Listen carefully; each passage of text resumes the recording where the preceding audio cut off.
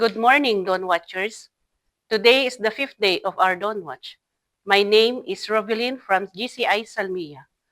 Our topic today is entitled, I Am Forgiven. Let us read our Bible text in Ephesians chapter 1, verses 7 to 8. In Him we have redemption through His blood, the forgiveness of our trespasses, according to the riches of His grace, which He lavishes upon us in all wisdom and insight.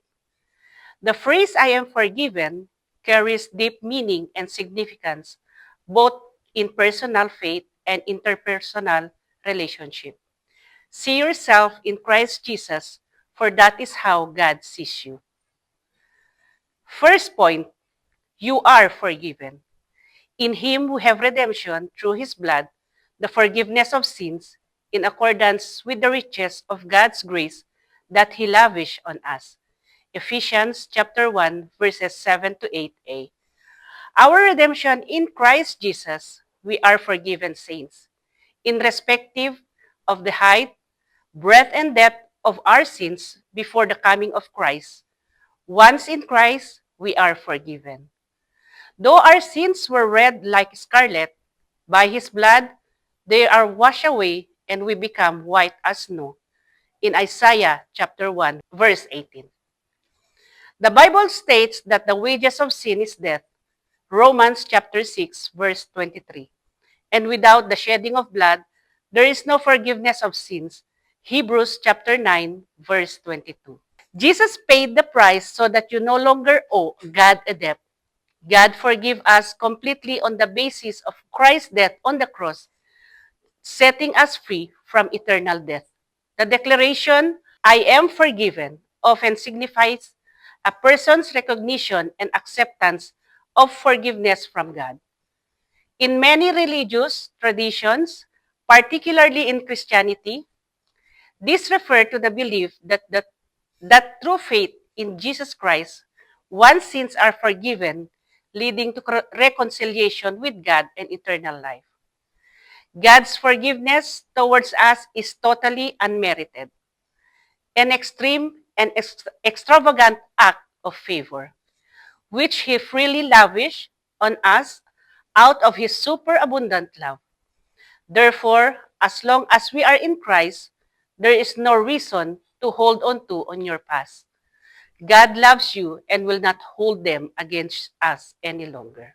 In Him we have redemption through His blood, the forgiveness of sin, in accordance with the riches of God's grace that He lavished on us.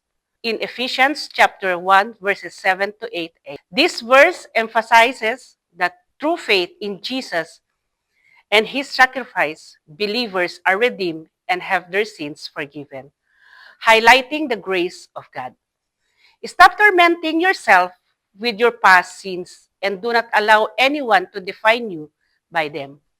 Like Apostle Paul, forget what is behind and strain forward what lies ahead in Philippians chapter 3, verse 13. God lavished His forgiveness on you as an act of grace. Receive it. Second point, forgiveness after salvation.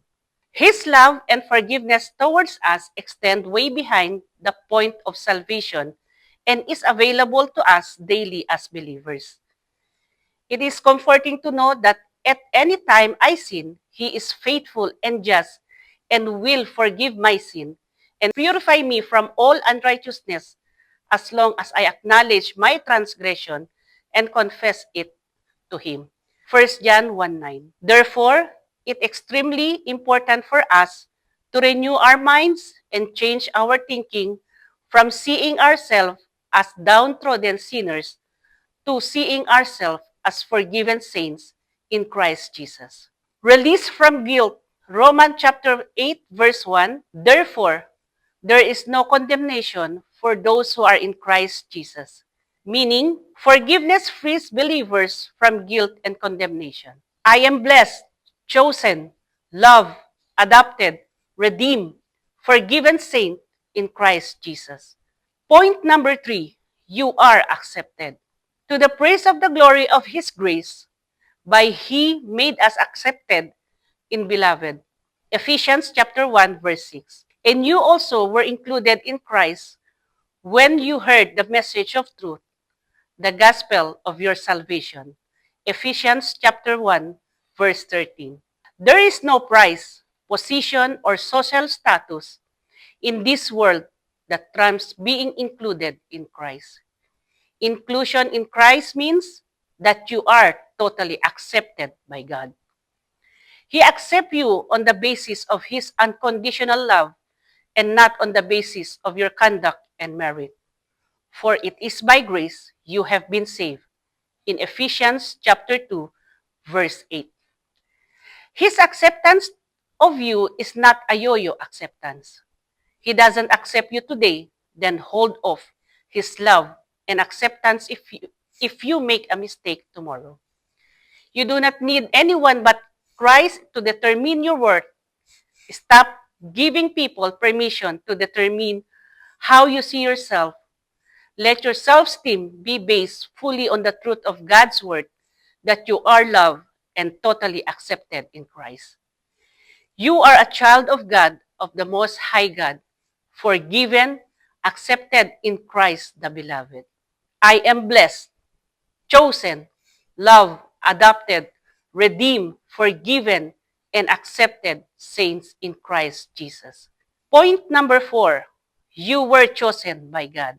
For He chose us in Him before the creation of the world to be holy and blameless in His sight. Ephesians chapter 1, verse 4. We were made chosen saints in Christ Jesus before the creation of the world.